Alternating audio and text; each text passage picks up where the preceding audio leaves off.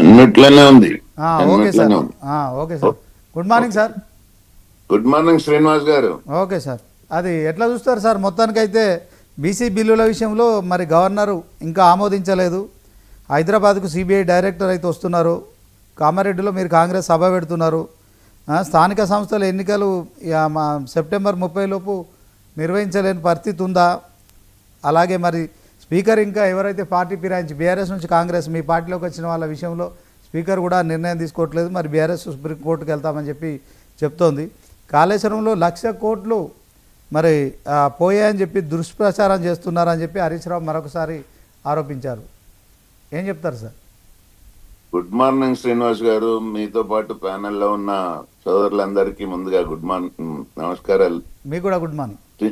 99 TV ప్రేక్షకులకు కూడా good morning తెలియజేసుకుంటూ, మరి ముఖ్యంగా మరి బొల్లమల్లయ్య యాదవ్ గారు చెప్తున్నారు, ఆయన శాసనసభ్యులుగా చేసిన వ్యక్తి.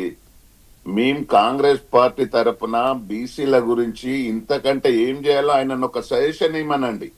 మేము అన్ని విధాలుగా కాంగ్రెస్ పార్టీ మాట ఇచ్చింది కాబట్టే, కామారెడ్డి డిక్లరేషన్ లో మాట ఇచ్చింది కాబట్టే మేము అసెంబ్లీలో తీర్మానం చేసాం, క్యాబినెట్ లో చేసాం, గవర్నర్ కు పంపించినాం. వాళ్ళు సెంట్రల్ ఒకవేళ యాక్సెప్ట్ చేయకపోతే వాళ్ళు మాతో పాటు వచ్చి పోరాటం చేయాలి సెంట్రల్ మీద. కానీ మేము వాళ్ళు ఏదన్నా అంటే రాజకీయ మాటలు మాట్లాడడానికి ఏదైనా అవకాశం ఉందని అది మాట్లాడడం కరెక్ట్ కాదు. ఇంకేమైనా సజెషన్ చేయమనండి. మేము బీసీల గురించి క్లారిటీగా ఉన్నాము.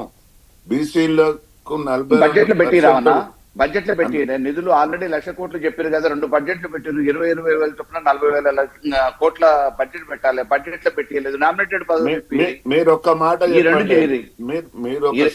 మీ చేతిలో ఉన్నాయి కదా.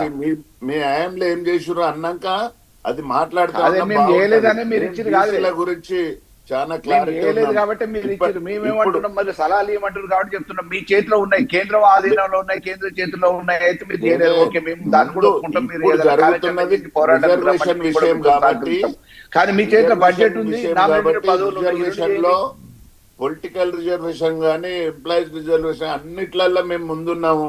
అన్ని రకాలుగా బీసీల గురించి ఏం దొడ్డిదారునో ఇంకొకటో మాయమాటలు చెప్పట్లేదు. క్లారిటీగా ఉన్నాం. కాంగ్రెస్ పార్టీ మేము చేస్తున్నాం, చేసి చూపిస్తున్నాం. మాత్రం 2 బడ్జెట్లు పెట్టారు కదా. 2 బడ్జెట్ల బీసీలకు మీరు ఇచ్చిన హామీ ప్రకారమే 1,00,000 కోట్లు అన్నారు కదా. 5 సంవత్సరాల కాల వ్యవధిలో 5 సంవత్సరాలకి 5 డివైడెడ్ బై మామూలుగా 20 అంటే నామినేటెడ్ పదవులు ఇచ్చారు. ఈ 2 ఒకసారి మీరు చూడండి. ఈ రెండింటిలో మాట్లాడండి. ఈ రాష్ట్రాన్ని ఏం చేసిర్రో మీకు తెలుసు కదా. మళ్ళా ఇప్పుడు 8,00,000 కోట్లు అప్పు చేసి పెట్టారు. ఏం చేశారో చూస్తున్నారు. కాళేశ్వరం గురించి మాట్లాడితే దాని వెనకాల మీరు ఈ శక్తి ఉందో ఆ శక్తి ఉందో అవన్నిటిని పక్కకు పెట్టండి. కొద్దిసేపు మీ ఆన్సర్ ఏందో చెప్పండి. కవిత మాట్లాడిన దానికి ఆన్సర్ చెప్పండి. ఒక కుటుంబ సభ్యురాలుగా ఉండి ఆమె అన్ని విధాలుగా చూసింది కాబట్టి దోసుక తిన్నారని ఆమెనే చెప్పబట్టే. ప్రతిపక్షం వాళ్ళు ఏం మాట్లాడారో ఆమె అదే వంత పాడుతుంది, ఆమె అదే మాట్లాడుతుంది. దాంట్లో ఆశ్చర్యం ఏం లేదు. ఒక బాధ్యత గల మాజీ ఎంపీగా ప్రజెంట్ నిన్నటి వరకు ఎమ్మెల్సీగా ఉన్న కవిత, ఆయన కేసీఆర్ ముఖ్యమంత్రి చేసిన కేసీఆర్ గారు కూతురుగా చెప్తుంది దోసుక తిన్నారని. ఇంకంతకంటే ఏం కావాలి చెప్పండి? అవును, విచారణ ఆన్సర్ చేయకుండా ప్రతిపక్షం వాళ్ళు బీజేపీ ఆపిరా? కవిత గారు ఇవాళ చెప్పినందుకు విచారణ చేపిస్తున్నారు. కవిత గారు చెప్పక ముందు కూడా విచారణ కొనసాగింది కదా. విచారణ కొనసాగించండి, పారదర్శకంగా చేయండి.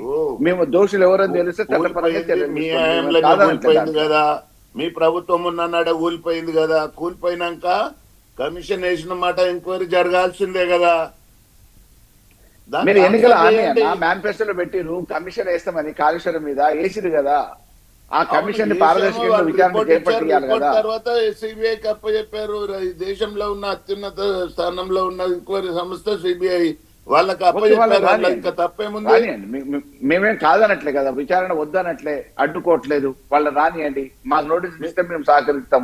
మమ్మల్ని ఏ డేట్కి రమ్మంటే ఆ డేట్ కి ఎక్కడ రమ్మంటే చెప్పిన దానికి, మేము ఆరోపణ చేసిన దానికి, బీజేపీ ఆరోపణ చేసిన దానికి, రాష్ట్రాన్ని దోసుక తిన్నారన్న దానికి ముందు ఆరోపణ, దానికి ఆన్సర్ చేయండి ఫస్ట్. దాని తర్వాత అనటానికి మీరు ఆరోపణలు ఇంకొక కాదు కదా, subject దానికి పోతే ఆధారాలు బాగుంటది. కూడా కావాలి కదా. ఆరోపణలు అంటానికి ఎవరని అంటారు, ఇప్పుడు నా మీద అంటారు, మీ మీద అంటారు, ఈ కాదు కదా. దానికి వాస్తవాలు ఆధారాలు కూడా ప్రూవ్ చేయాల్సిన బాధ్యత కూడా ఉంది కదా. ఆధారాలు అంతకంటే ఒక కూతురుగా చెప్తే ఇంకంతకంటే ఆధారాలు ఏం కావాలో చెప్పు మళ్ళన్నా. కూతురుగా ఎవిడెన్స్ అనేది ఉంటుందా అన్న? డిఫరెంట్ ఓకే ఒక నిమిషం బీజేపీ నాయకులు ఆచార్య గారు ఉన్నారు. ఆచార్య గారు డిఫరెంట్ మాట్లాడుతుంది కదా అన్న.